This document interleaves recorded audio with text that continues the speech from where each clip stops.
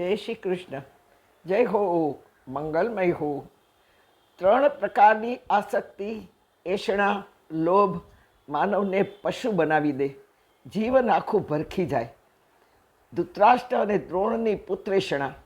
જુઓ, આજે ભારતમાં ઠેર ઠેર પરિવારવાદ, પુત્રેષણાની જાળમાં આજના નેતાઓ ફસાતા જાય છે. પરિવારના બધા જ સભ્યો પોલિટિક્સમાં, મોટી મોટી પાછી પદવીઓ ઉપર પણ છે. કંઈ જ કામ કર્યા વગર ભાણેજ, ભત્રીજાઓ, દીકરાઓ, પૌત્રાઓ આ બધાને પોલિટિક્સમાં એ બાબત જોડી દીધા છે કે જળની જેમ બધા બેસી રહ્યા છે. પૂરેપૂરો પરિવાર રાજકારણી. આ બધું ધૃતરાષ્ટ્રના સમયથી જ ચાલ્યું આવે છે. કાલે જાણ્યું ને, દ્રોણ દ્રુપદની મૈત્રી. પુત્ર મોહમાં દ્રોણ તણાઈ ગયા, દ્રુપદનો નાશ થયો. જ્યારે શ્રી કૃષ્ણ સુદામાની મૈત્રી પથ્થરની લકીર બની.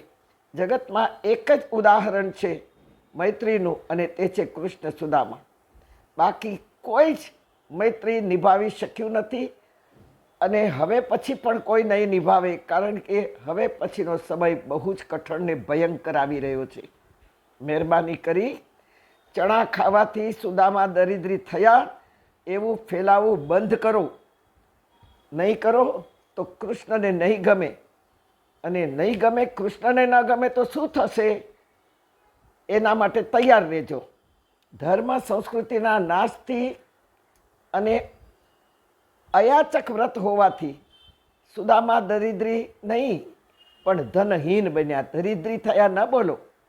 જેનો મિત્ર સાક્ષાત ભગવાન હોય, જે મિત્ર બની અને ગલે લગાડ્યો હોય સુદામાને, એ કદી દરિદ્રી બની શકે ખરું? અને ઘણી જગ્યાએ દરિદ્રી શબ્દ નારાયણને પણ વાપરવામાં આવે છે. ઘણીવાર મેં ક્લિપમાં કહી દીધું છે, દરિદ્ર નારાયણને ભંડારામાંથી અમે ભોજન કરાવીએ છીએ. દરિદ્રી નારાયણ, નારાયણ દરિદ્રી હોઈ શકે? અરે તમે દરિદ્રીને નારાયણને દરિદ્રી બનાવ્યો છે. દરિદ્રી નારાયણ હોય જ ના શકે. તો જ્યાં જ્યાં આવા બોર્ડ હોય ત્યાં ઉઠાવીને ફેંકી દો. દરિદ્ર નારાયણ નહીં બોલો. નારાયણ કદી દરિદ્ર ન હોય. હા, સુદામા ધનહીન બન્યા. પત્ની સુશીલાજી બહુ જ વિચક્ષણ હતા. આપણે જોયું ને સુદામાજી દરિદ્રનું લેબલ કેમ પામ્યા, કે બધા જ આશ્રમો બંધ કરી દીધા હતા, મંદિરો બંધ કરી દીધા હતા, મંદિરો તોડાવ્યા હતા, બધી મૂર્તિઓને ફેંકાવી દીધી હતી. યજ્ઞ, યાગ, જપ, જાપ, કર્મ, ક્રિયા, કંડ, પૂજા બધું જ બંધ હતું, અને તેથી ધનહીન બન્યા હતા. પત્ની સુશીલાજી બહુ વિચક્ષણ હતા. તેમણે પતિ સુદામાને કહ્યું કે એક વખત દ્વારિકા જાઓ તમારે મિત્રને મળવા. કૃષ્ણ તમને જોઈને બહુ રાજી થશે. કૃષ્ણ તો દ્વારિકાધીશ થયા છે. સુદામા માને જ નહીં. સુદામા કહે કે હું જઈશ તો એને એમ થશે કે હું માગવા આવ્યો. છતાંય પત્નીએ ખૂબ જ આગ્રહ કર્યો, તમારે માગવું નથી, એ તો મને પણ ખબર છે, અને કૃષ્ણને પણ ખબર છે કે તમારું અયાચક વ્રત છે. મને ખાતરી છે કે તમે માગશો નહીં, અને કૃષ્ણ પણ સમજી જશે. બસ વર્ષોથી મળ્યા નથી, તેથી મળવા જાઓ. સુદામા માંડ માંડ તૈયાર થયા. પત્નીએ પૌવાની પોટલી બાંધીને કહ્યું કે સંસારીને ત્યાં ખાલી હાથે ન જવાય. પોરબંદરથી સુદામાએ ચાલવાની શરૂઆત કરી. લકડી કાયા, થોડું ચાલ્યા ત્યાં થાકી ગયા. એક વૃક્ષની નીચે થોડી વાર બેઠા. આંખ વળી ગઈ, થોડી નિદ્રા આવી ગઈ. ભગવાન દ્વારિકાધીશને ખબર પડી કે મારો મિત્ર મને મળવા આવે છે. ગરુડ રાજને મોકલ્યા કે જાઓ, મારા મિત્રને સંભાળીને થડકો ન લાગે તેમ લઈ આવો. મારા રાજ્યના દરવાજાથી થોડે દૂર મૂકી દેજો. ભગવાને આવું કેમ કહ્યું? કારણ કે ભગવાનને થયું કે જો સાવ દરવાજાની અંદર મૂકશે ને રાણીઓને ખબર પડશે તો બધા મજાક કરશે, અને આખી દુનિયામાં વાત ફેલાઈ જશે.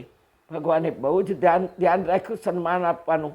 મારા મિત્રને કોઈ નબળો ન સમજે. ગરુડજી ઉડ્યા, સંભાળીને દ્વારિકાને દ્વારથી થોડા દૂર મૂક્યા. સુદામા જાગ્યા અને ખબર પડી ત્યાં દ્વારિકાધીશ પહોંચી ગયા.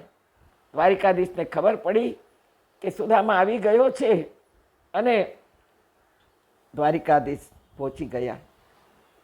પણ એ પહોંચે એ પહેલાં સુદામા જાગી ગયા હતા. એને ખબર પડી, અને થયું નવાઈ લાગી કે હું કેટલું બધું ચાલ્યો, મને ખબર જ ના પડી. દરવાજે આવ્યા. દ્વારપાળે રોક્યા. સુદામાએ કહ્યું કે જાઓ દ્વારિકાધીશને કહો એમનો મિત્ર સુદામો આવ્યો છે. ભગવાનને તો ખબર જ હતી. દ્વારિપાળ ગયો તો ખરો, પણ ભગવાન ત્યાં તો દોડ્યા. સુદામાને ઉંચકી અને ખભા પર લઈ લીધો અને સીધો રત્ન સિંહાસન પર બેસાડી દીધો.